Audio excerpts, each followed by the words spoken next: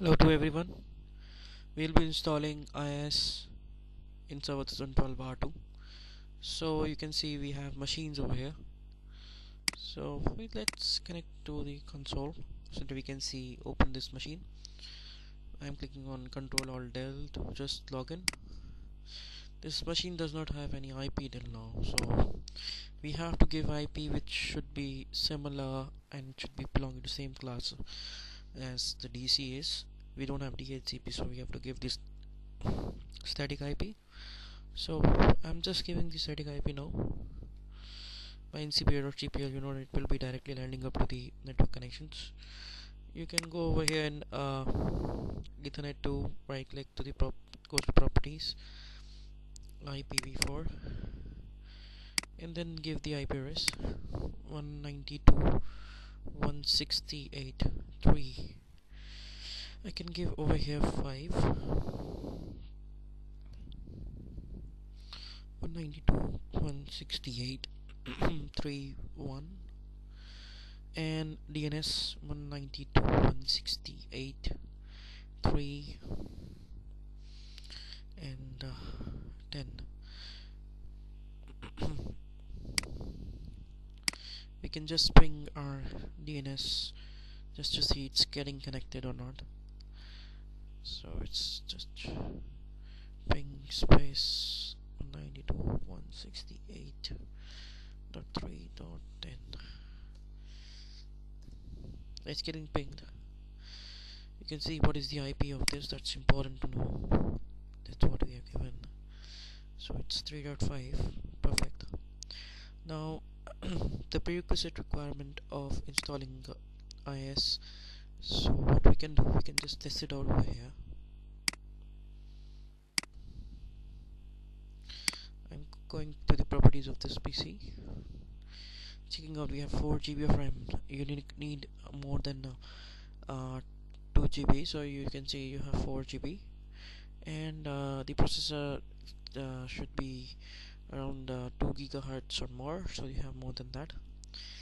And let's see the enough space we have or not. So we require at least 10 GB space, so we have more than that in C drive. Now we are installing IIS web server role. It's easy to install. So go to the server manager.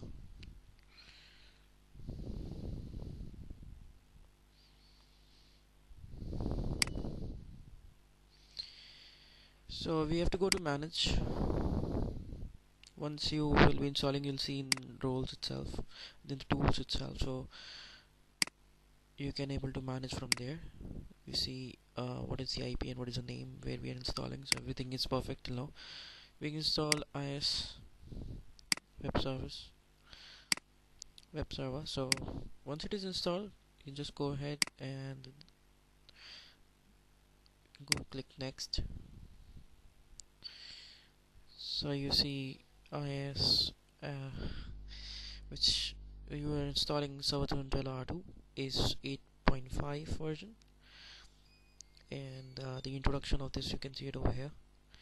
So things to note: using Windows System Resource Manager can help ensure equitable reservicing of Windows Server traffic, especially when there are multiple roles on this computer. Though we are just installing IIS, so you can see that it will help you to host static, that's at similar website, or dynamic as well. We can do monitoring, we can see some logs. So you'll see this is a default what you have just taken. So you see the default document for testing. They have one of the document which in IIS you will be finding, and you can test it by typing localhost on the web browser. So lets you to configure the default file for the web server to return when the user do not specify the file in the request URL. So default documents make it easier and more convenient for the user to reach your website. So that's easy to understand. To list out all the files as a directory browsing. So let's users to see the content of the directory on your web server. Use directory browsing to enable automatically generated list of all directories and the files available in the directory when the users do not specify a file in the request URL and the default document are either disabled or configured. So you can list all the files which are which you have just created for hosting, and it will be in a kind of a directory browsing. You can browse that kind of a list. If you there are some predefined error files which you can see. You have, if you're hosting HTML pages, then static content should be clicked. It's a default that once you are installing IIS, so you have static content as well as logging and other things as well. So next, install. It will take a little bit of time to install.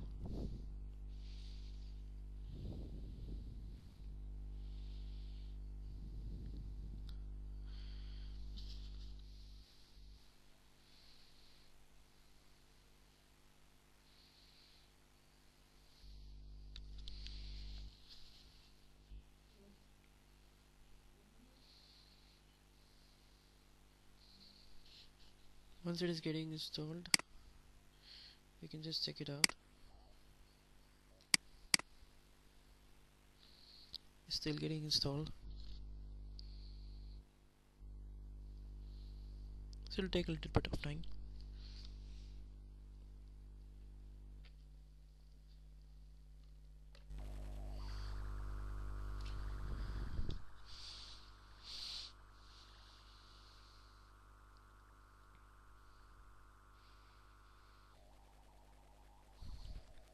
Installation succeeded. Click close. We can test it by on Internet Explorer. So you can just pin to the taskbar. That's easy.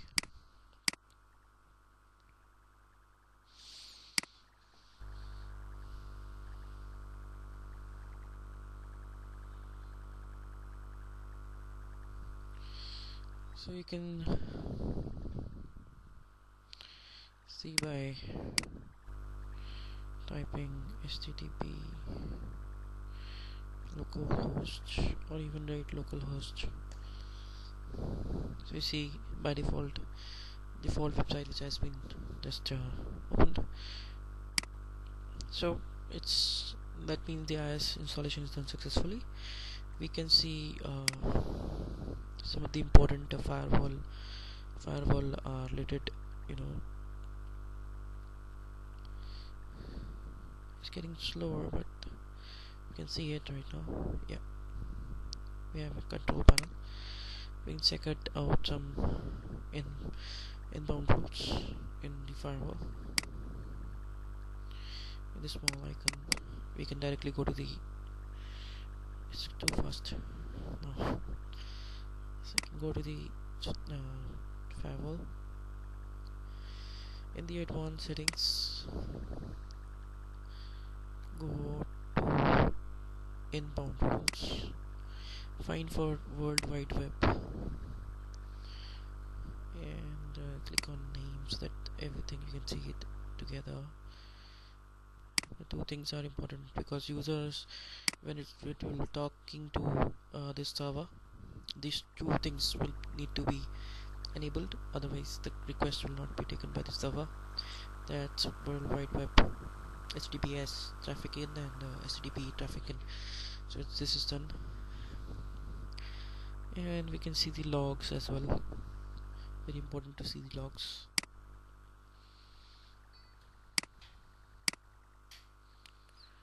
Even viewer, you can go to Windows log and you can go to the system log.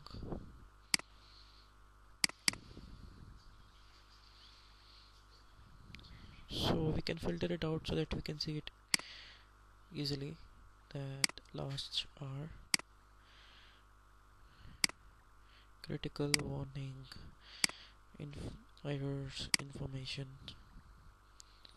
and click OK so that you can see it now.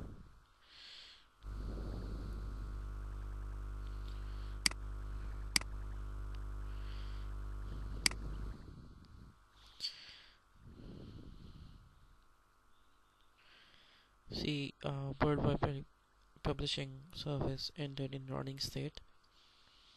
So everything fine, looks okay till now. You see WC3 logging service has just been enabled over here, and this is what the service was installed in the system. That's the thing you need to know, that worldwide publishing services just started over here and everything is perfect. So you see things over here, and we have even tested, we have seen the logs files as well, some of the inbound rules which you need to know. So this is what is all about installing IIS in